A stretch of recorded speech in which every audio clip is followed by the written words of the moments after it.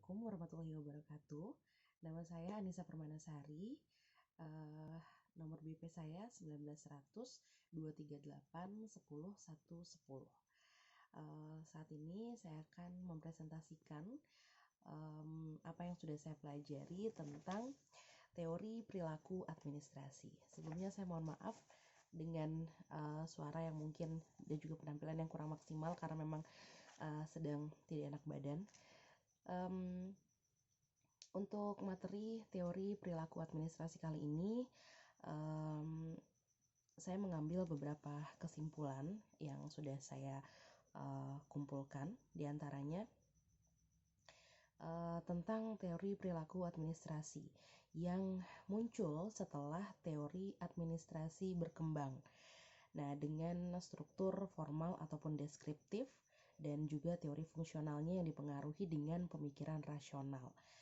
Teori perilaku administrasi ini melihat pada kelemahan dari teori-teori sebelumnya, dan teori ini mengkaji lebih kepada dimensi-dimensi kemanusiaan, kebutuhan dan juga hasrat manusia. Dan di dalam teori administrasi sendiri tidak dapat dipungkiri ya bahwa manusia itu merupakan bagian yang sangat penting dari administrasi, di mana terlihat dari aspek sosiologi, aspek psikologi sosial, dan juga antropologi.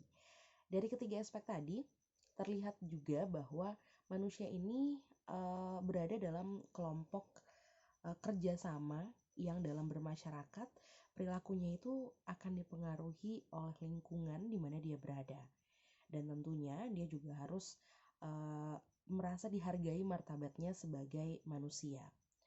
Perilaku individu dalam administrasi ini terjadi karena tuntutan pemenuhan kebutuhan hasratnya sebagai manusia, sehingga ia terdorong untuk berinteraksi dengan sesama atau dengan lingkungannya.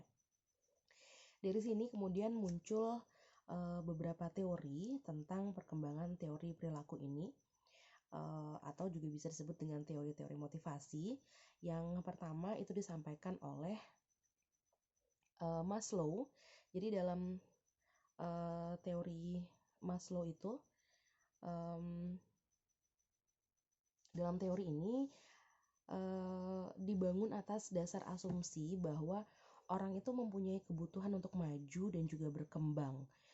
Dan ini artinya bahwa program motivasi akan lebih besar kemungkinannya berhasil jika kebutuhan tingkat atasnya dapat dipenuhi. Nah, dengan demikian teori motivasi oleh Maslow ini merupakan teori pemenuhan secara bertingkat, yang artinya jadi ada kebutuhan yang lebih tinggi yang disebut dengan kebutuhan realisasi diri atau self-actualization, yaitu kebutuhan untuk memenuhi diri sendiri dengan penggunaan kemampuan maksimum, keterampilan dan potensi, diikuti dengan kebutuhan penghargaan atau esteem, yaitu kebutuhan untuk penghargaan diri dan penghargaan dari orang lain. Kemudian juga kebutuhan rasa memiliki atau belongingness, sosial dan cinta, yaitu kebutuhan akan teman, afiliasi, interaksi, dan cinta. Dan berikut kebutuhan keselamatan dan keamanan atau safety and security, yaitu kebutuhan akan kebebasan dari rasa terancam, yaitu aman dari ancaman kejadian ataupun lingkungan. Dan menurut Maslow yang paling bawah tingkatannya itu adalah kebutuhan fisiologis.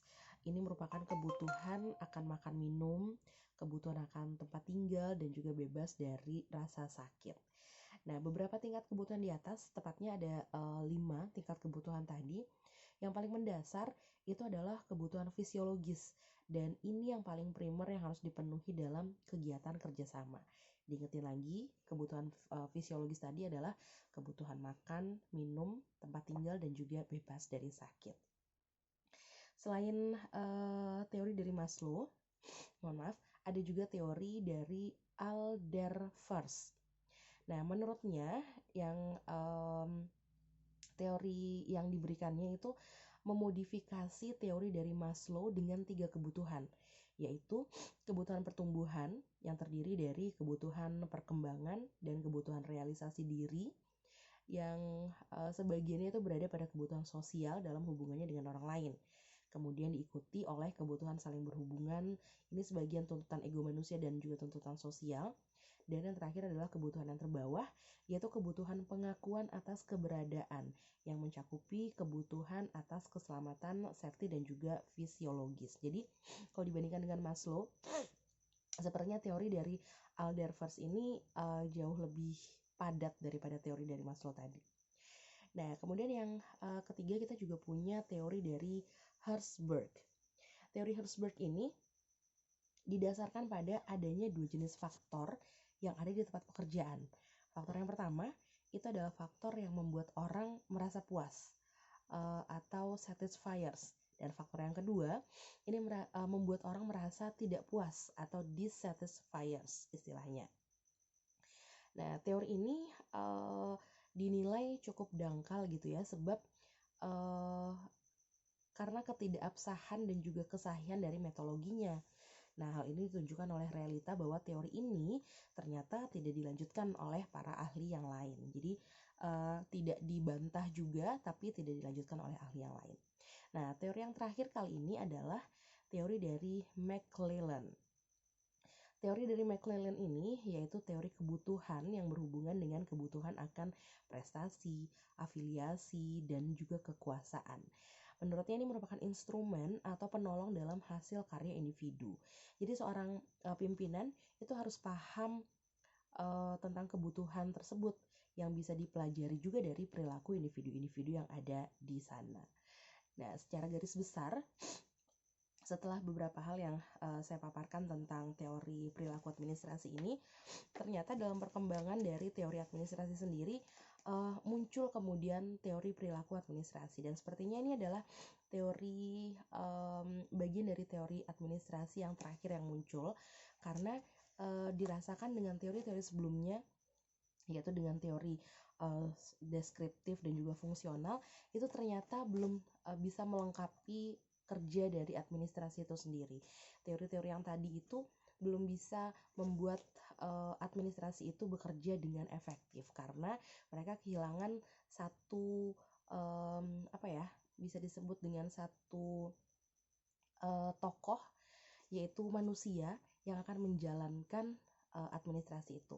Maka kemudian muncullah teori perilaku administrasi, di mana teori ini memikirkan tentang si manusianya, tentang seperti apa bisa memenuhi kebutuhan manusia tersebut agar dia bisa menjalankan tugasnya dalam administrasi itu.